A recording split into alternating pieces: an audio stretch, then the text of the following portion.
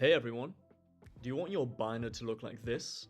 Well, stick around and I'll show you exactly how to do it. Alright, let's get started. For this project, you're going to need 2 player guide books from Elite Trainer boxes, and I'll explain why further in the video. As you can see, for this empty spot, you're going to need this Pokemon right here.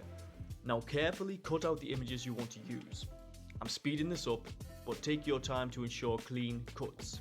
You can use a craft knife or scissors, whichever you prefer. Each cutout has a Pokemon on the front and back. That's why having 2 player guides is essential to get all the images you need. Now it's time to arrange them in your binder. I'll speed this up too, but make sure you place them carefully to avoid any damage. Once they're in place, your binder will have a unique and personalized look. And there you have it. Your binder looks amazing and totally unique.